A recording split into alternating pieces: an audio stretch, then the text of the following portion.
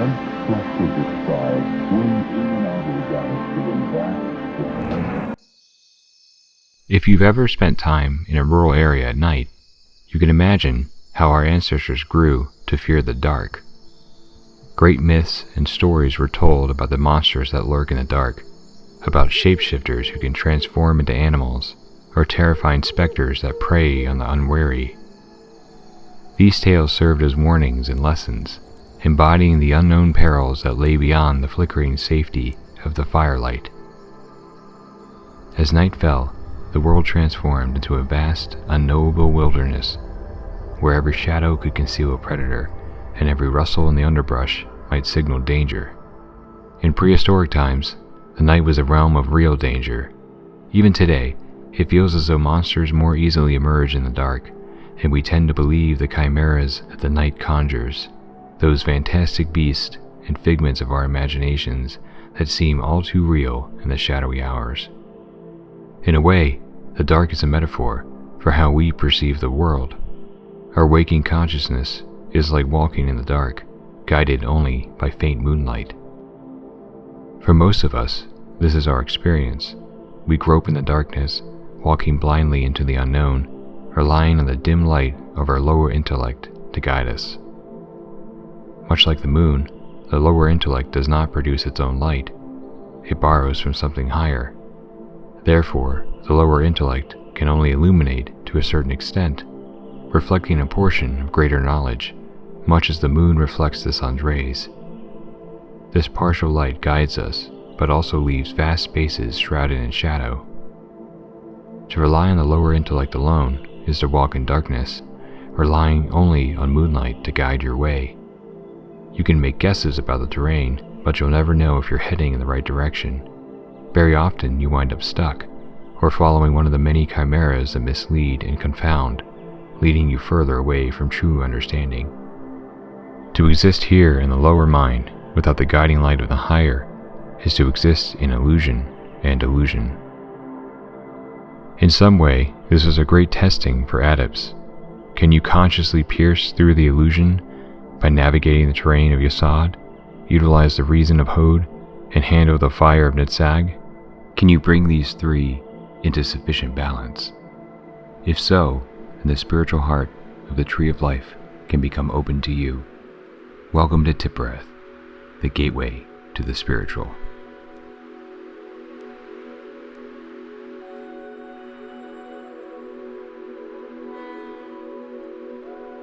Tiphereth, positioned at the center of the Tree of Life, is referred to as the mediating intelligence. It acts as a nexus where all energies of the Sephiroth converge, both from above and below, serving as a crucible for the transmutation of lower forms into higher forces, and vice versa. Symbolically, this transformative process is often represented by the hexagram, which illustrates the dynamic interchange between the divine and the material realms. Diane Fortune highlights this in her writings, describing Tiphereth as the place where archetypal ideals are brought to a focus and transmuted into archetypal ideas, effectively making it the place of incarnation. It is thus associated with the concept of the divine made manifest, often referred to as the child. In the Kabbalistic framework, while God the Father correlates to Kether, God the Son is attributed to Tiphereth, encapsulating the incarnation of divine essence into form. She further highlights the role of Tiphereth as not just a point of transition, but as a connector between the higher divine and the earthly, stating, Tiphereth, the Son, shows us Kether, the Father. This illustrates Tiphereth's crucial role in bridging the material and the spiritual realms, much like Yesod serves as a gateway from the material to the astral plane. Tiphereth, as an intelligence, transcends mere intellectual acuity or factual knowledge.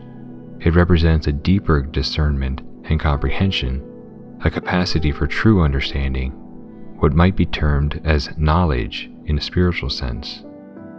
In the book Greater Community Spirituality, author Marshall V.N. Summers introduces a philosophy called the Greater Community Way of Knowledge, which he claims was given to him in order to assist humanity in interacting with intelligences from beyond the planet. In his series, The Allies of Humanity, Marshall Van Summers cautions that humanity is rapidly approaching contact with extraterrestrial intelligences. He warns that these intelligences possess the capability to manipulate our perceptions. According to Summers, knowledge represents the one element that remains impervious to manipulation and stands as our strongest defense against external influence. He defines knowledge as an unwavering, higher intelligence that subtly aids in guiding us toward our greater potential. He writes, "Knowledge will indicate what must be done, what must be learned, what must be avoided, and what must be claimed. Here, your intellectual understanding will have genuine direction and wisdom behind it. Here, your physical skills will have a foundation upon which to function.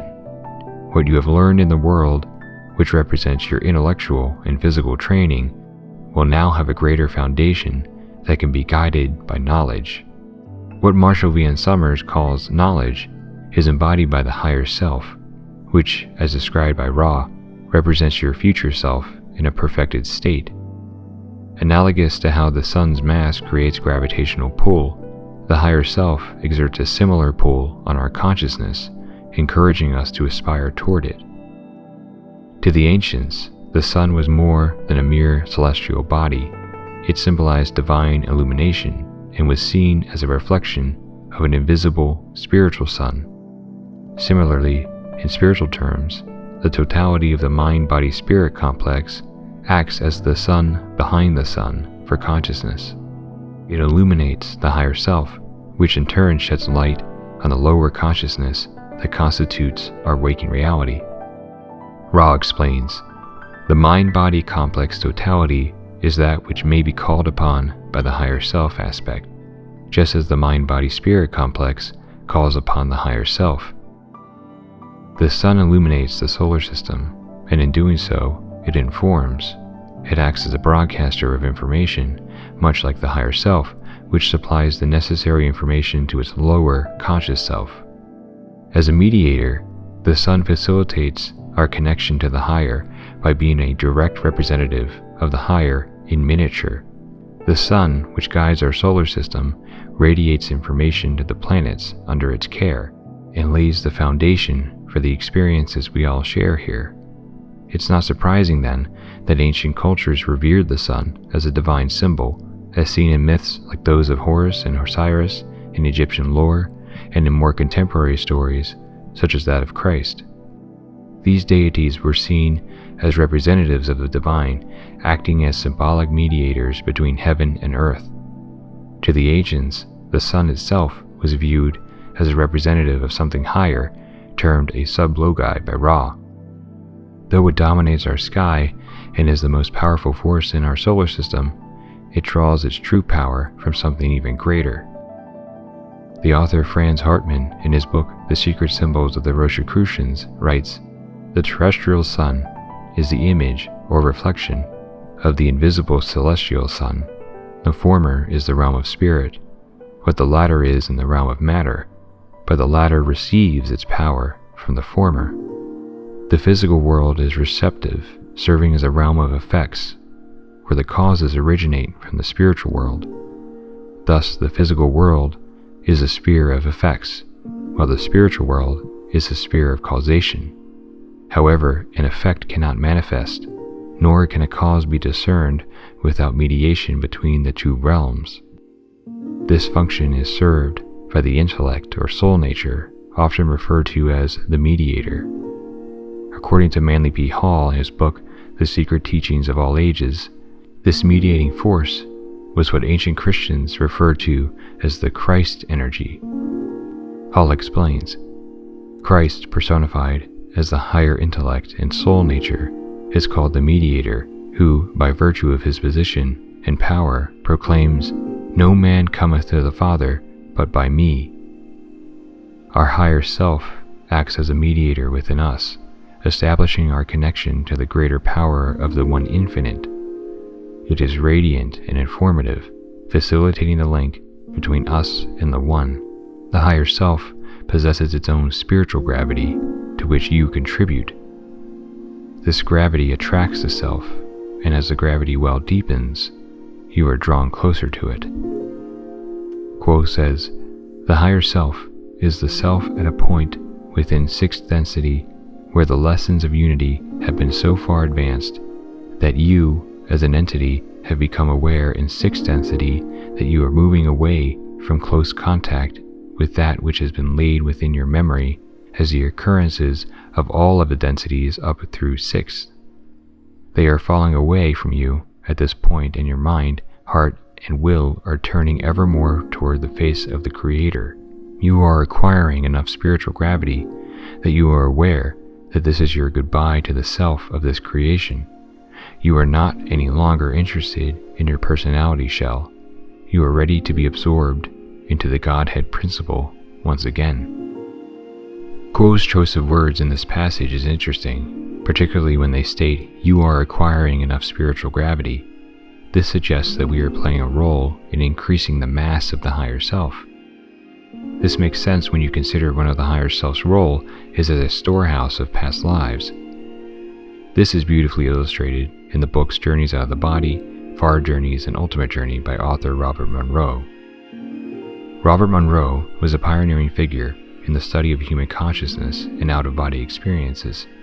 He was originally a successful businessman in the broadcasting industry before his interest in altered states of consciousness led him to found the Monroe Institute in Virginia. Robert Monroe's journey into the exploration of out-of-body experiences began somewhat unexpectedly in the 1950s. At the time, Monroe was a successful executive in the broadcasting industry, running a radio station and involved in producing television shows. His life took a pivotal turn when he started experiencing spontaneous OBEs after trying out a new type of technology he was developing called hemisync, which used various tones to induce states of consciousness. In his books, he details his journeys to the astral realm, and in his later books, Far Journeys and Ultimate Journey, Monroe details his experience encountering his higher self, or what he calls the I There. Monroe's concept of the I There encompasses the individual's total existence across different dimensions and incarnations, serving as a more comprehensive understanding of self that includes past, present, and potential future experiences. In his book, Ultimate Journey, he details his various conversations with his I There. We are what is meant by the total is greater than the sum of the parts. Then you are the total of what I have been, whatever or whoever that was. The focal point, the tip of the pyramid of you and more, including you as you are now. The conversation continues. Let me get this straight. You've been helping me my whole life? Certainly we have. Sometimes you appreciated it, sometimes you didn't.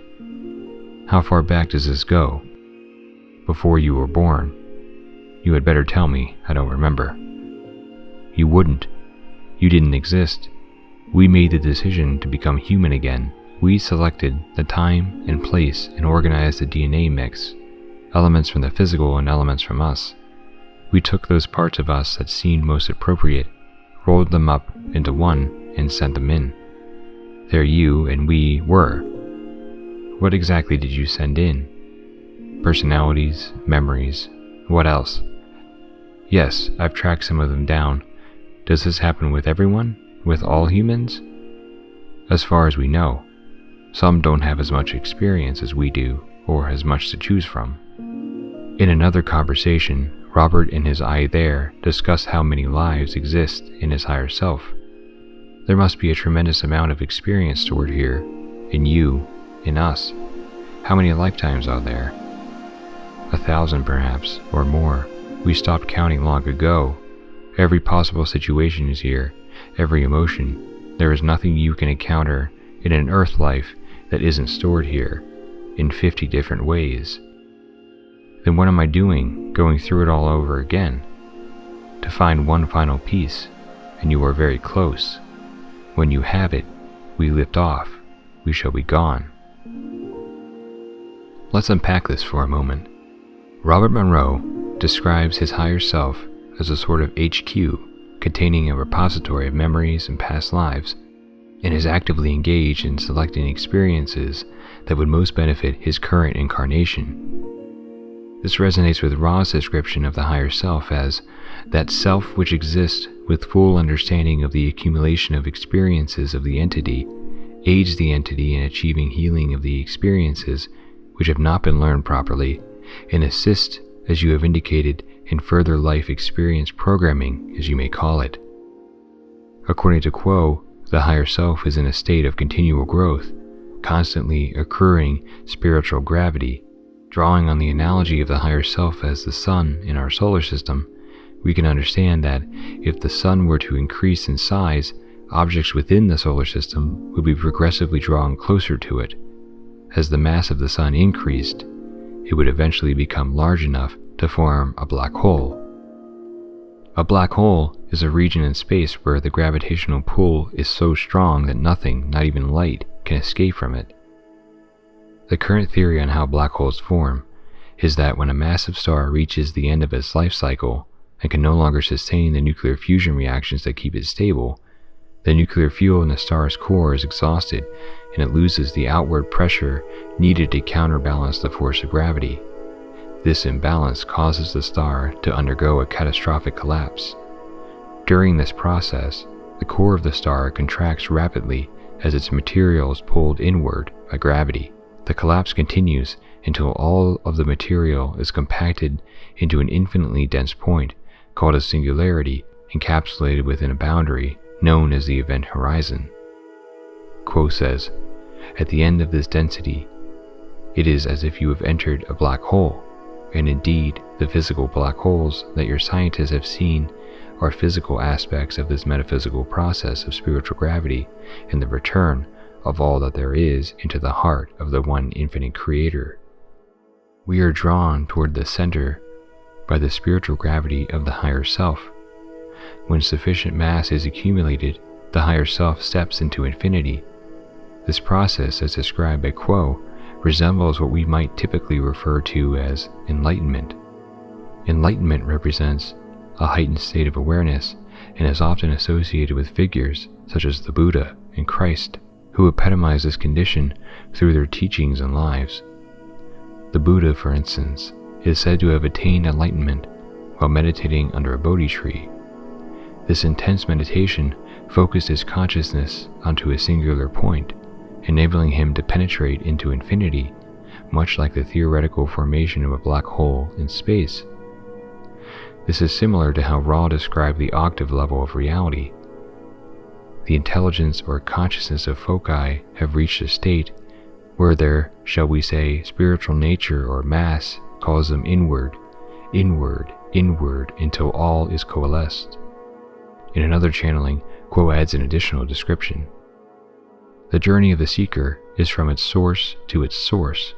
It is a circular journey, or rather a spiral journey, of learning, awakening, manifesting, and gaining the strength within each part of the field of consciousness that is your true self, that in time, as you would call it, enables an entity to have the spiritual mass to be affected by spiritual gravity, which becomes more and more nearly irresistible until, ultimately, there is no interest whatsoever in manifestation, but only in becoming the unthinking, unsolidified, infinite, and unself-conscious logos or love that is the nature of the one infinite creator. Ultimately, the higher self serves as a resource for its lower selves. While most people won't experience contact with their higher self as explicitly as Robert Monroe did, they still receive insights frequently, mostly through dreams or subconscious thoughts that occasionally surface. Over time, with practice, it's possible to develop a more direct connection. For example, you might pose a question to your higher self before going to sleep and then analyze any dreams from that night. Often the higher self communicates through symbolic dreams that, once interpreted, can provide answers. The higher self respects the free will of its lower selves, so often its responses come in metaphors that require interpretation. This can also be explored through meditation. Pose a question to your higher self, and during meditation, be mindful of any thoughts or images that emerge. Sometimes the answer from the higher self might appear in the form of a book or an article that provides the guidance you seek. Either way, if you ask sincerely, and your question aligns with the principles of free will, the higher self will provide an answer. The closer you are to your higher self, the clearer your answers will become. The author Tom Montauk describes this connection in his writings, noting, "The more you vector towards becoming the higher self, the more objectively the higher self can interact with you. A weak connection means its guidance is limited to faint intuitive impressions, symbolic dreams, certain synchronicities, and so on. A stronger connection would allow direct inner conversation, which is clearly more objective than vague impressions. The voice of the higher self is often described as a small, still voice, meaning an inner knowing that is easily drowned out by mental distractions. A prolonged and sincere effort to think, feel, and act like the higher self, to live from the highest part of you, the heart of your soul, increases the feedback loop and widens your capacity to act as a channel for your future self." As prehistoric humans roamed the shadowy landscapes, they were driven by the clear divide between the familiar and the fearful unknown. Moonlight served as both a shield and a backdrop, casting shadows that sparked fears and fueled imaginations, eventually crafting the rich tapestry of myths and legends that have defined human culture.